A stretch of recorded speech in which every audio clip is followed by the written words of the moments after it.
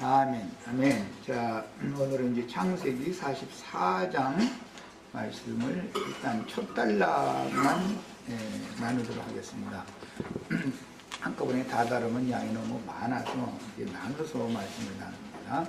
44장 1절에서 실제는 13절까지가 한 단락으로 되어 있지만 18절까지 읽겠습니다. 형제님들이 한 절, 자매님들이 한 절 이렇게 정신을 집중해서 이게 영감을 받아가면서 단어에 이렇게 표시도 하고 이렇게 가면서 성경을 같이 읽습니다. 자, 형제님들이 먼저 읽습니다.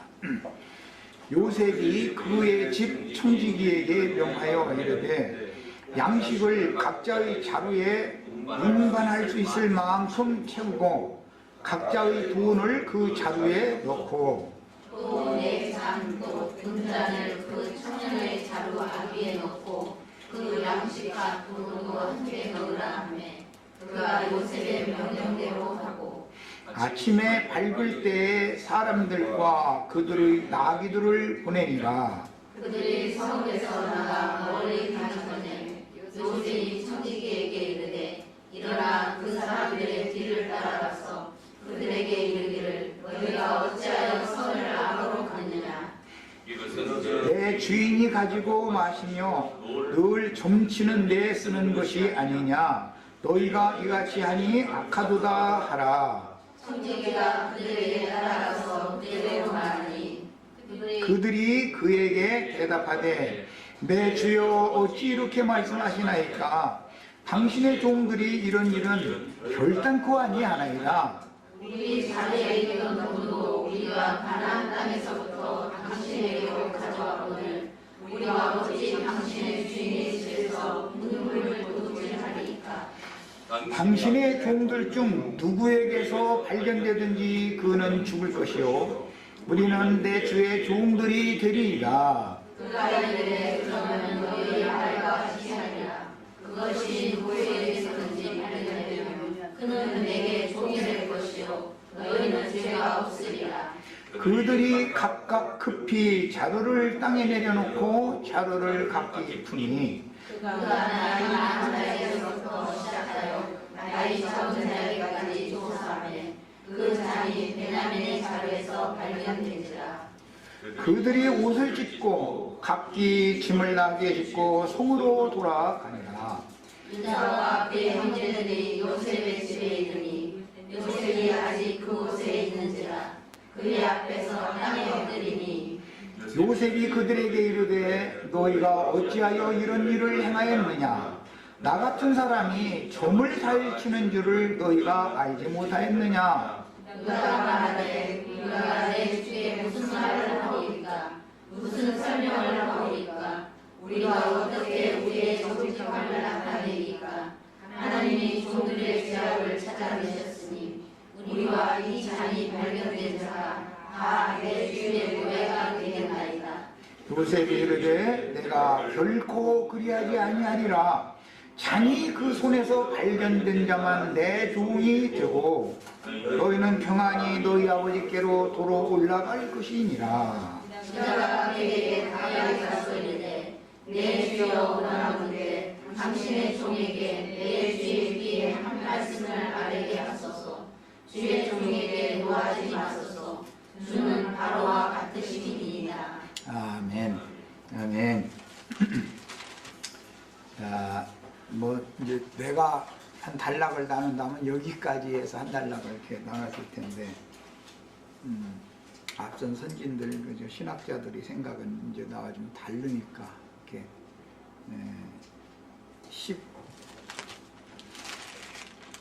13절에서 그 한 단락을 이렇게 잘라놨어요. 지금 우리는 이제 이어지는 문맥의 흐름을 잘 이해를 해야 되는데, 지난 일요일 날 말씀을 나눌 때는 창세기 43장의 그 말밑 부분을 다 다루지를 못했었어요. 시간이 좀 없었었죠. 이제 오늘 연결을 어차피 해야 되니까 이제 그때 다룬다 이렇게 생각하고 그냥 넘어갔었던 것인데, 32절에서 34절, 43장 거기를 상기하는 마음으로 다시 한번 같이 읽어보겠습니다. 43장 32절부터입니다. 그들이 요셉에게 따로 차리고, 거기는 줄을 쳐놓습니다. 요셉에게 음식을 이제 배식을 하는데, 요셉의 음식은 따로 차려졌다 그 말이죠. 그 다음에 그 형제들에게 따로 차리고, 그 다음에 그와 함께 먹는 애굽 사람에게도 따로 차리니, 그러니까 상이 지금 3개로 나눠져 있죠. 한 자리에서 지금 모여서 음식을 먹는데 무리는 3무리인 거예요. 애굽 사람은 히브리 사람과 같이 먹으면 부정을 입음이었더라 그랬어요. 그들이 요셉 앞에 앉되, 이건 형제들이 이제 요셉 앞에 앉은 거예요. 그들의 나이에 따라 앉히게 되니 그들이 서로 이상히 여겼더라. 이게 떡상에 앉는 것은 질서가 있다, 이제 그 말이죠. 장유의 차서대로 앉혔으니까 왕의 상에 앉아서 왕의 식물을 먹는 것이 이런 어떤 엄격한 질서가 있다는 것을 잘 생각해 두셔야 됩니다. 그 다음에 요셉이 자기 음식을 그들에게 주되, 여기는 줄을 쳐놓습니다. 요셉의 음식은 원래 맨 처음에 따로 준 음식이죠. 요셉에게 따로 차려줬었으니까, 그런 거 이제 독상 받는다 그러죠.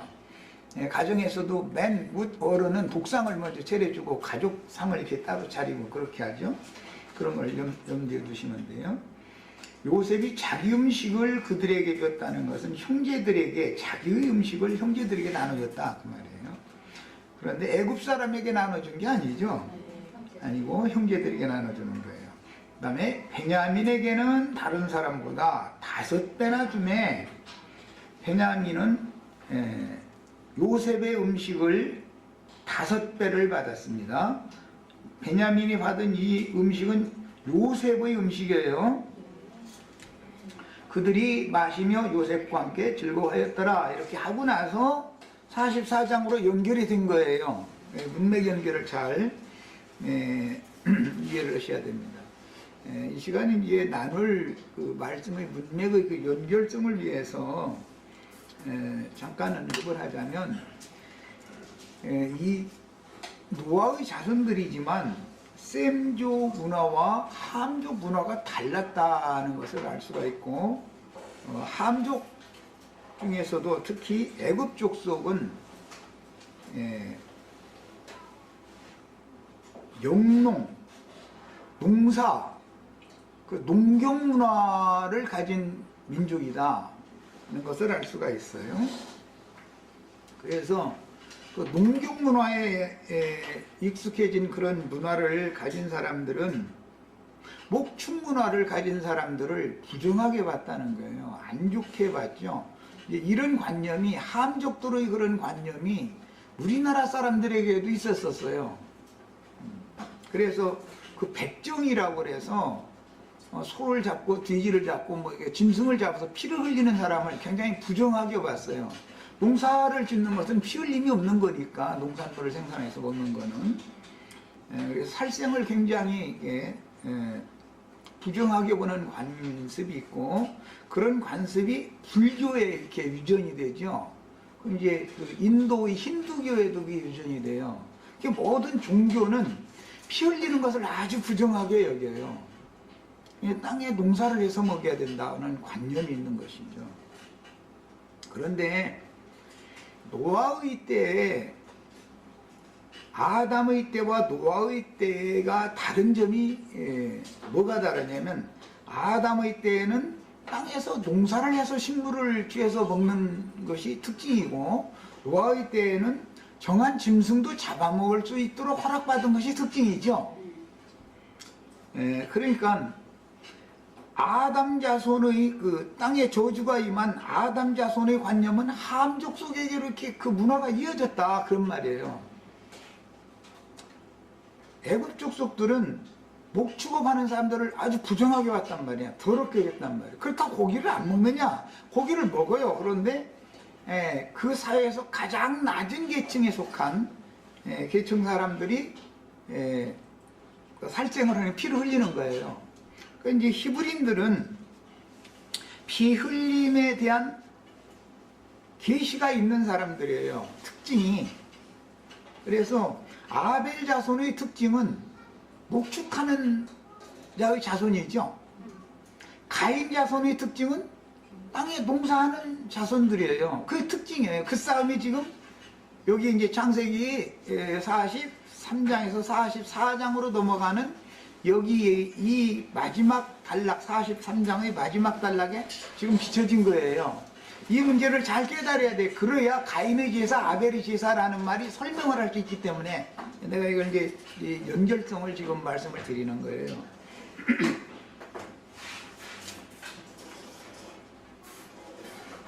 가인의 아버지가 이제 아담인데, 아담의 범죄로 인해서 땅에 저주가 임했어요. 저주받은 땅에서 농사를 하게 한 거예요. 창세기 시작해서. 그런데 거칠고 황량하던 땅을 아담이 열심히 노력해서 이제 땅에 농사를 해야 되니까, 저주받은 땅이니까 기름지고 뭐 좋은 땅이 아니었을 거 아니겠어요? 그 땅을 뭐 이제 돌도 굴러내고 뭐 이제 수고를 해야 밭갈이를 할 수 있는 땅이 되는 거니까, 이 아버지가 그렇게 해서 개간을 해놓은 땅을 맏아들인 가인이 상속자니까, 맏아들이 상속을 받은 거예요. 그러니까 아벨은 땅의 기업이 없기 때문에, 땅에서는 아버지가 물려주는 기업이 없잖아요.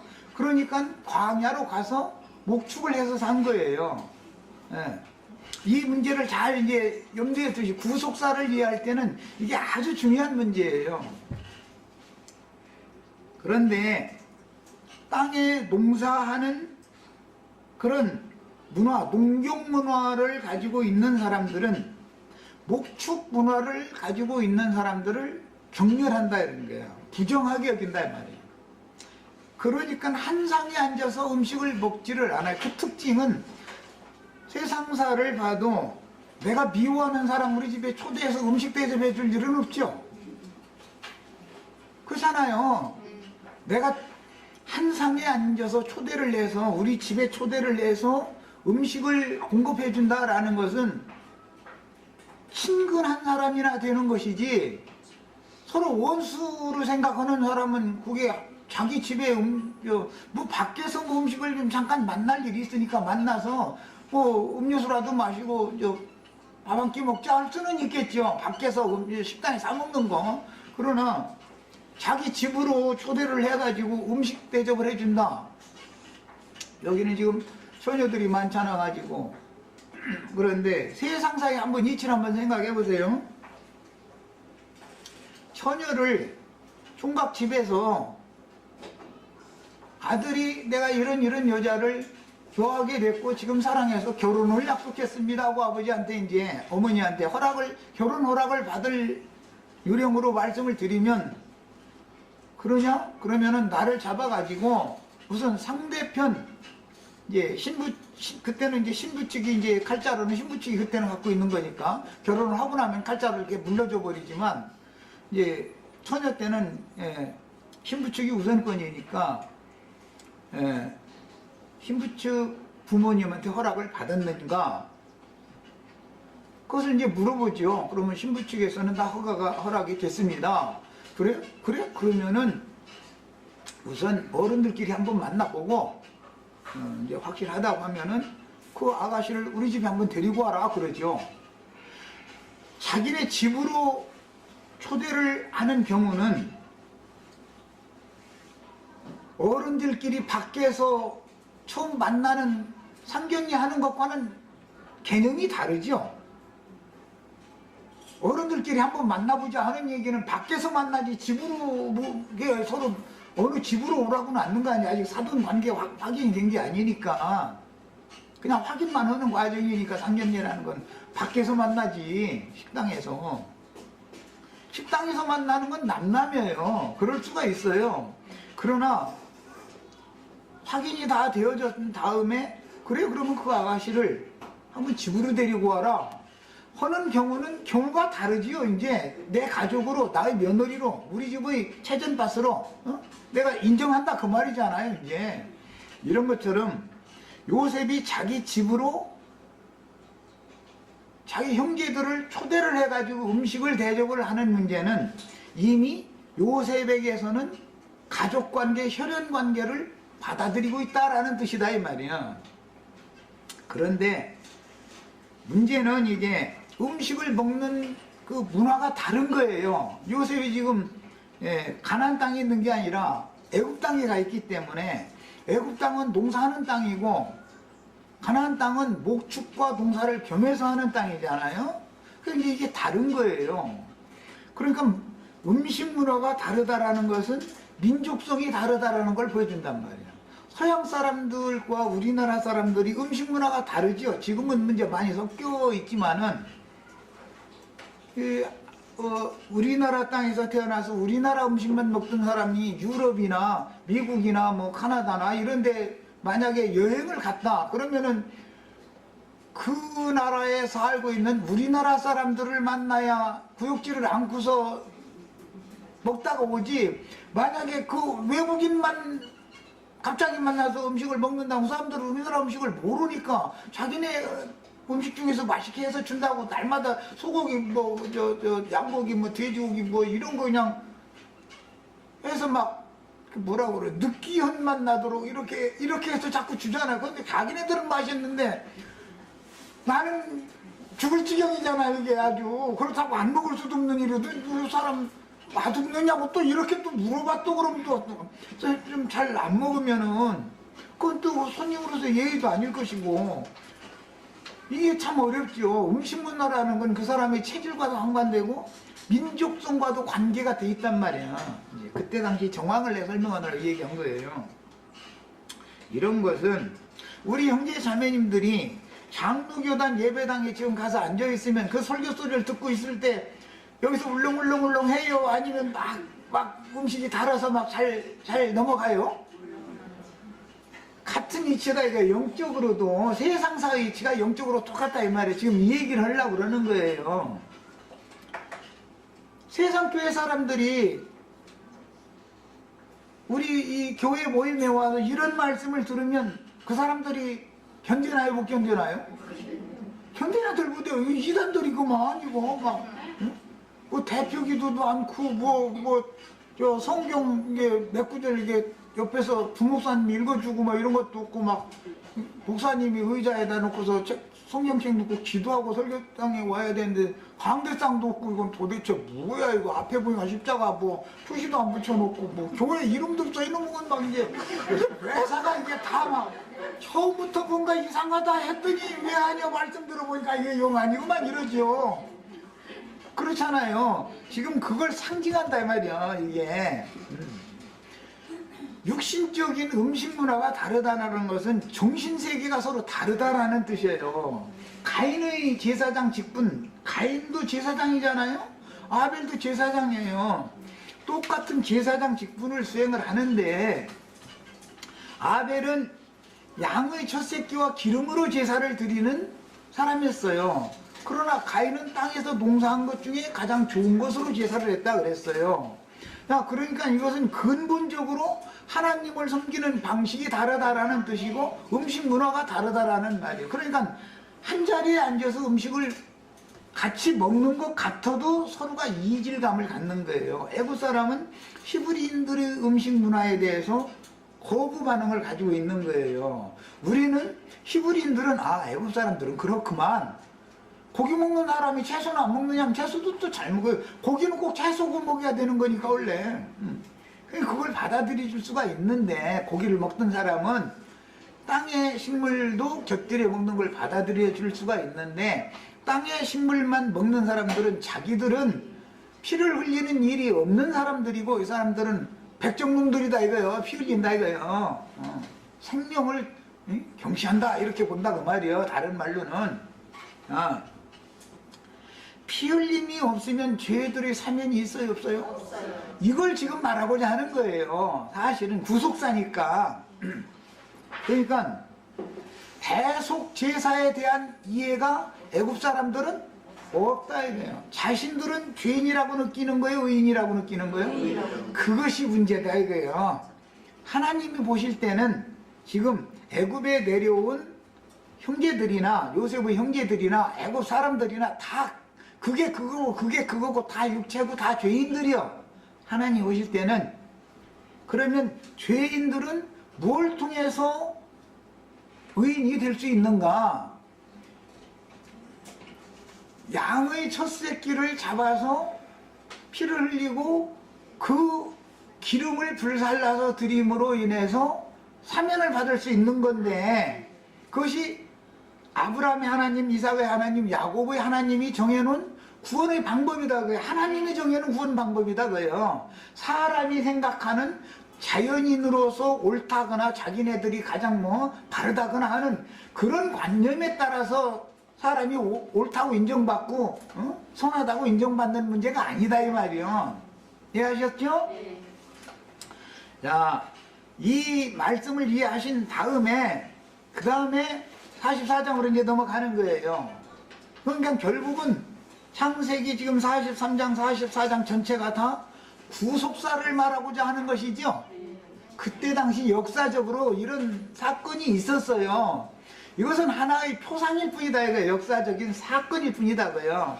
그러나 그 역사적인 사실 속에 감춰져 있는 구속사가 지금 암시되고 있지만 많은 사람들이 창세기 43장 44장을 읽고 가르쳐도 천연적인 사람의 생각으로 흑백 논리로 이것을 읽기 때문에 여기에 감춰진 구속사를 이해하지 못하면 이건 성경책이 아니죠. 인간의 윤리 도덕책이 되어버리죠. 그렇죠? 사람의 의로움이나 사람의 선함이 인정받는 문제라면 세상의 윤리 도덕에 지나지 않는 거잖아요. 성경이 아니라. 이런 문제를 잘 마음에 담아두시고 오늘 이제 말씀으로 들어가는데 자료를 다 해드렸으니까 자료에서 먼저 읽어보겠습니다. 농경문화와 목축문화의 갈등 원인은 가인과 아벨의 제사장 직분에서부터 시작된다. 그것은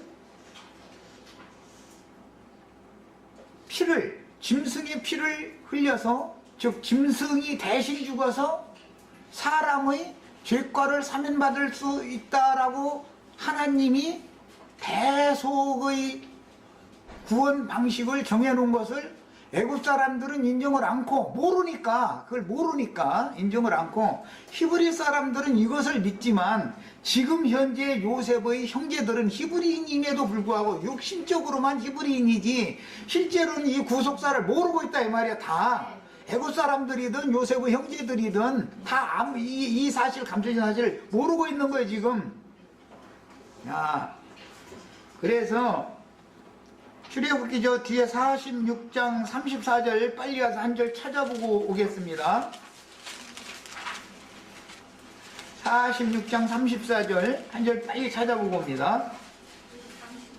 당신들은 이르기를 주의 종들은 어렸을 때부터 지금까지 목축하는 자들이온데 히브리인들은 바로를 만났을 때 이 말을 해라고 요셉이 일러주는 거잖아요. 그러니까 애굽 사람들도 요셉의 형제들도 대속의 피 흘림에 대한 이해를 못하고 있었지만 요셉은 알고 있다 그 말이잖아요 지금.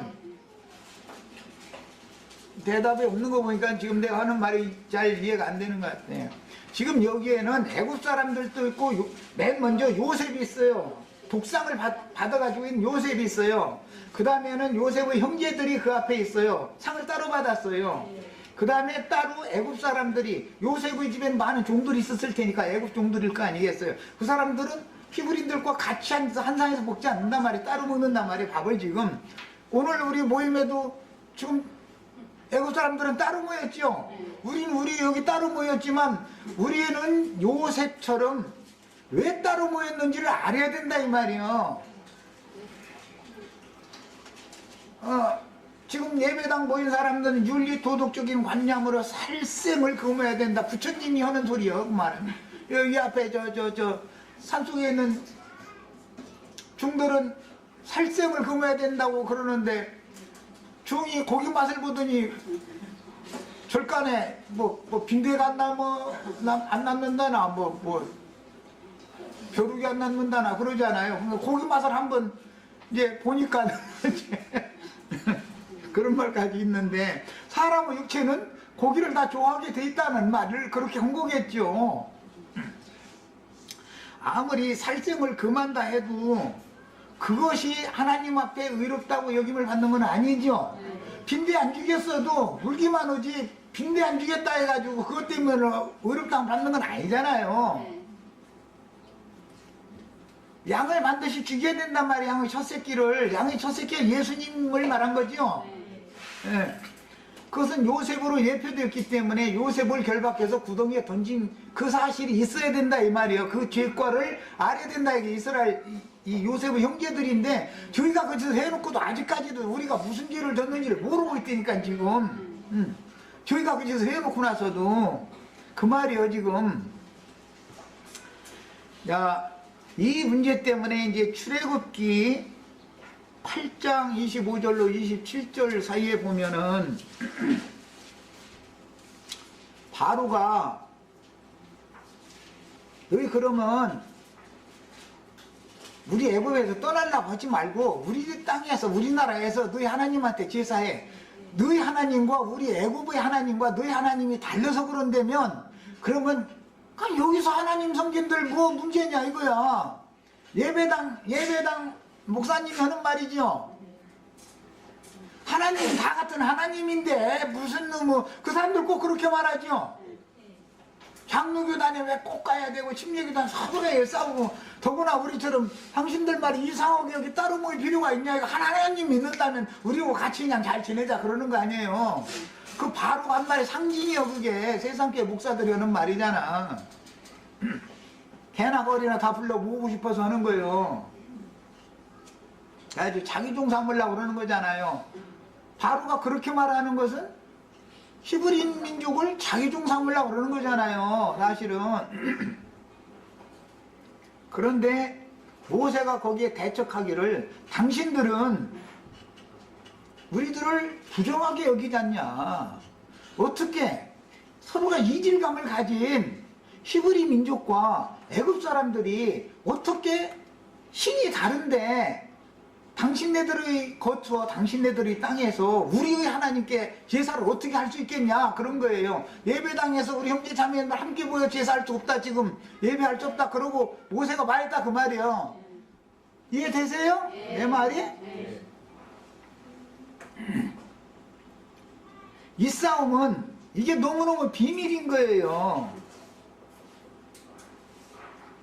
나는 그냥 사람만 불러 모으면 예배당 큰 예배당 자리에서 수천 명, 수만 명이 모이면 하나님이 기뻐하실 거라고 생각하는 뭐예요 지금. 인간의 의와 인간의 윤리도덕적인 선함과 이것에 붙잡혀 있는 중이지 하나님이 정해놓으신 대속의 피 흘림에 대해서 이해가 없는 사람들이 하는 소리다 그 말이야.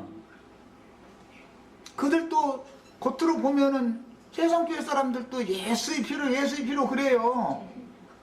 그 하도 그래서니까 나는 예수의 피가 어떤 피를 말하느냐고 오죽 구원파 목사하고 이제 그 대화를 나가요. 그런 적이 있어요. 자꾸 예수의 피 했었걸래.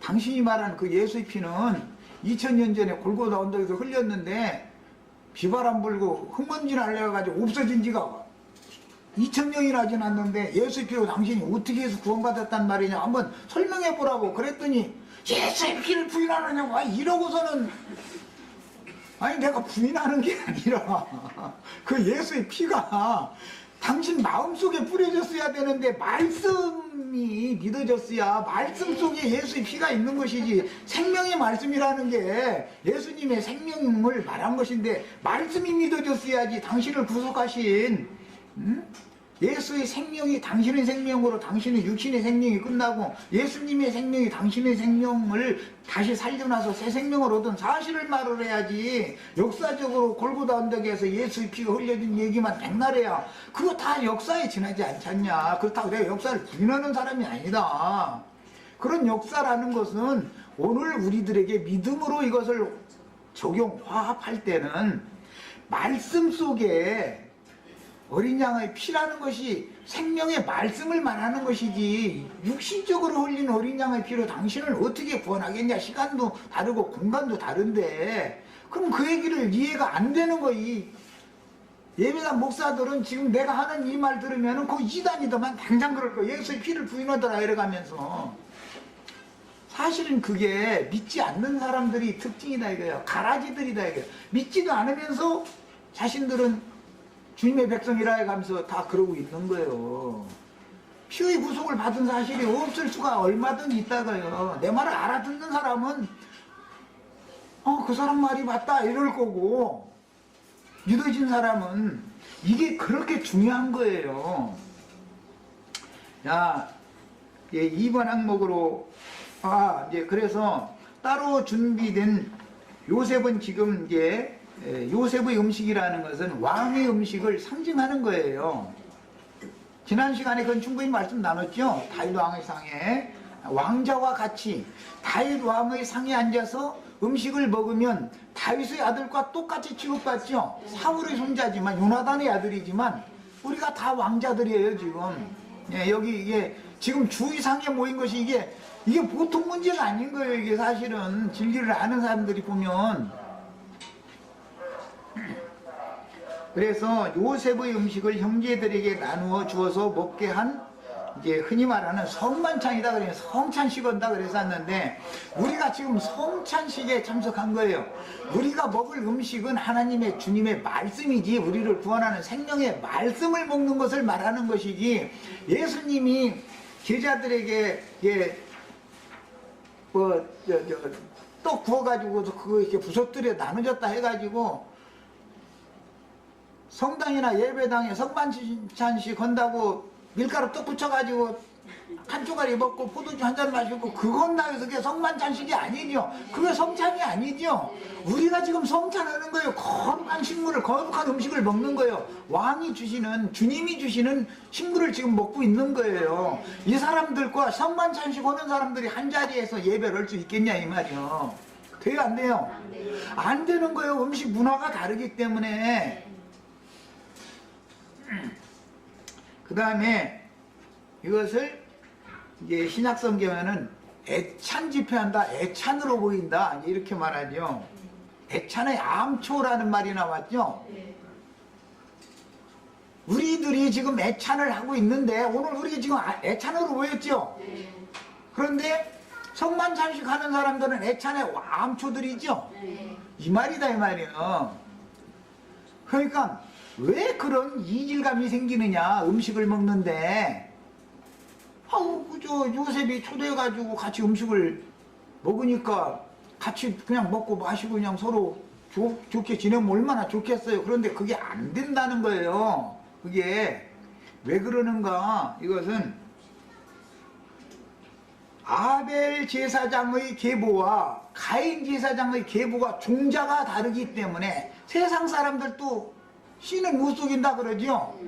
장가 보내놨던 1년 지나고 나니까는 손자 안겨주거나 이렇게 보면 할머니 닮았느냐 할아버지 닮았느냐 저 애비 닮았느냐 애미 닮았느냐 이거 종자는 못 속인다 그러죠. 종자는 못 속여 절대로. 태어난 어린아이인데도 어딘가가 닮아가지고 나와. 이렇게 보면 딱 그게 나와. 네. 그게 이제 자라서 열매를 맺으면 뭐 그건 틀림없고 이제 그건 뭐 그래서 종자라는 건 못 속이는 거예요. 야, 이 말은 종자라는 건 이제 말씀인데 가인이 받은 말씀과 아벨이 받은 말씀이 다르다. 문자적으로 다르겠는가? 문자대로는 똑같지만 그 말씀을 해석하고 이해하는 것은 다르다 그 말이요. 그렇죠? 글자대로의 성경이야. 기독교인들의 성경책이나 우리가 읽는 성경책이나 똑같은 성경책이잖아요. 그러나 똑같은 성경을 읽는데도 그 사람들은 그런 생활을 하고 우리는 이런 생활을 하는 것은 말씀을 이해하는 것이 다르기 때문에 그렇다고 말이야.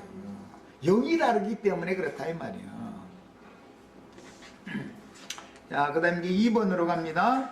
요셉의 형제들의 선악을 아는 지식과 아담 이후로는 모든 사람들이 선악을 아는 지식이 마음에 다 새겨져 있죠. 그건 애굽 사람만 있는 게 아니라 히브리인들도 기본적으로 다 있는 거예요. 있는데 히브리인들은 율법이라고 하는 법이 하나가 더 있고 애굽 사람들은 선악을 아는 지식인 마음에 새긴 율법만 있고 히브리인들은 율법이 두 가지고 애굽 사람들은 율법이 한 가지라는 차이가 있어요. 이것도 얼마나 중요한 진리인지 몰라요. 율법이 어떻게 두 개일 수가 있느냐고 이제 이럴 거예요. 아마 마음에 새긴 율법은 모든 사람이 다 가지고 있는 거예요. 절에 가는 사람이든 마음에또 교인이든 회계도들이 뭐 하는 것이 다 그게 마음에 새긴 율법에 따라 그러는 거 아니에요. 다 공자맹자 찾는 사람들도 그렇고. 그러나 종교법이라고 하는 것은 세상 사람은 없단 말이야. 마음에 새긴 율법은 있지만 기독교인들은 종교법이라는 것을 더해서 가지고 있죠.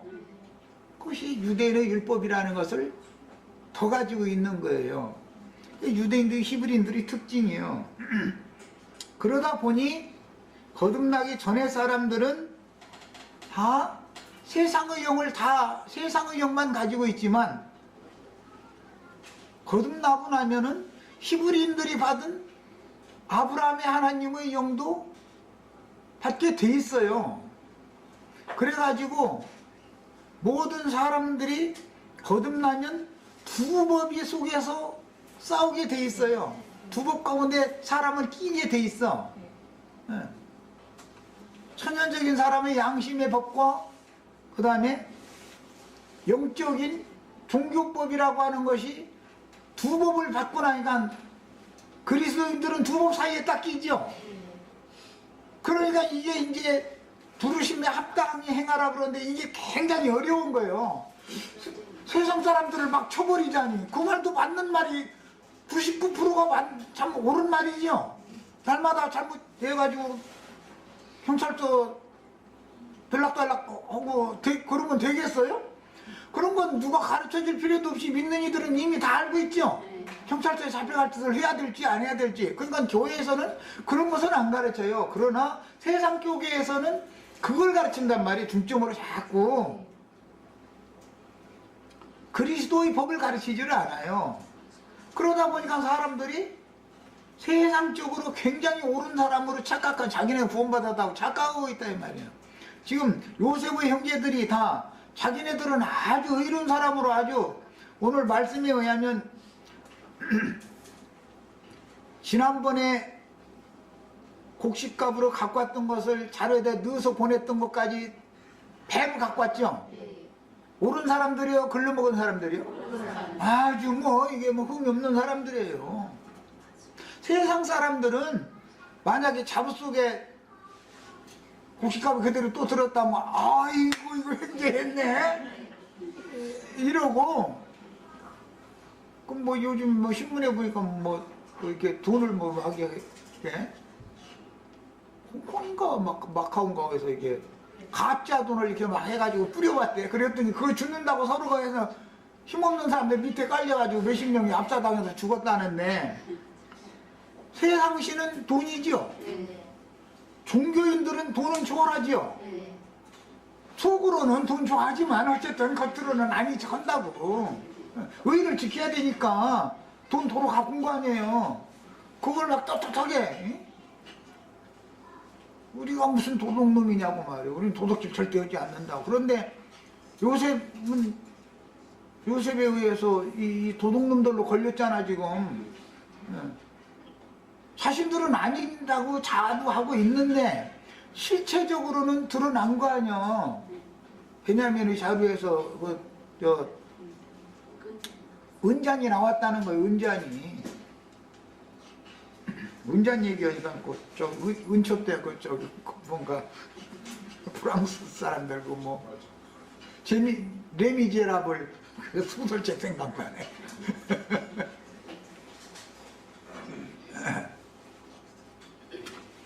자, 그러면 본인들이 아무리 우리는 도둑질을 해서 도둑이 아니라고 자신들의 의의를 자랑을 해도 실제적으로 도둑인 것이 증명이 됐으면 수긍을 해야 되는 거예요. 끝까지 우리는 거룩하다고 의로운 사람이라고 빡빡 세워야 되는 거예요. 우리 형제 자매님들이 예수를 믿는다는 게 어려운 부분이 이 부분이에요. 내가 남의 거 훔치기를 했어, 살인을 했어, 뭐야 해가면서 왜 나를 죄인이라고 그러냐. 처음에 예배당에 가면 다 죄인을 구원하신 거 감사한다고 이래서 하면 기분 나쁘지요. 나는 한동안 그랬어. 되게 기분 나쁘더라고. 내가 죄인이라는 것 자체를 인정이 안 되는 거예요. 그럼 무슨 뜻이요? 나의 본질을 모르고 있다라는 말이잖아요. 그러니까 피 흘림이 필요해요? 피 흘림 필요 없어요? 내가 죄인이 아닌데 왜 대속이 왜 필요해? 이 말이란 말이에요. 지금.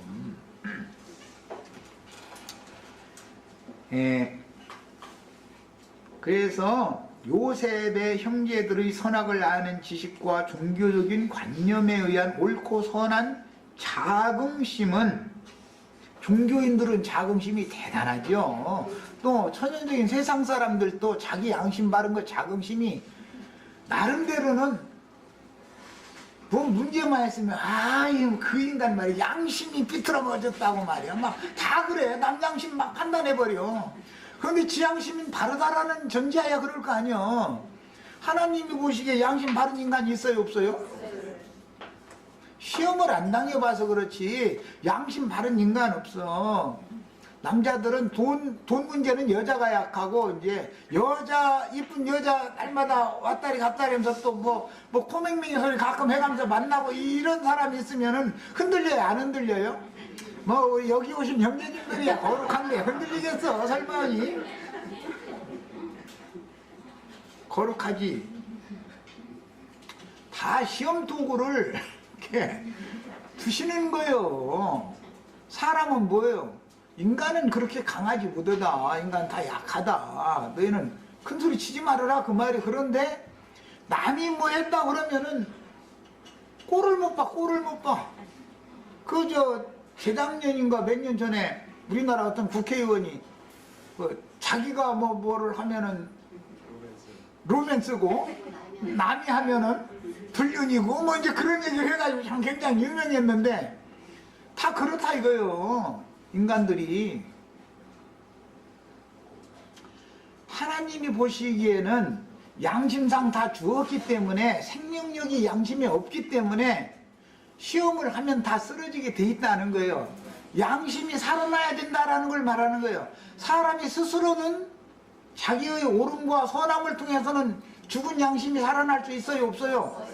없어요. 생명의 주인께서 오셔서 대속의 피로 그 마음과 양심에 피를 뿌려서 깨끗게 해놓은 다음에 진리의 말씀으로, 생명의 말씀으로 거듭나게 해야만 사람이 살아나는 거예요. 이 말을 지금 하는 거예요. 첫 시간 여기까지 해서 마칩니다.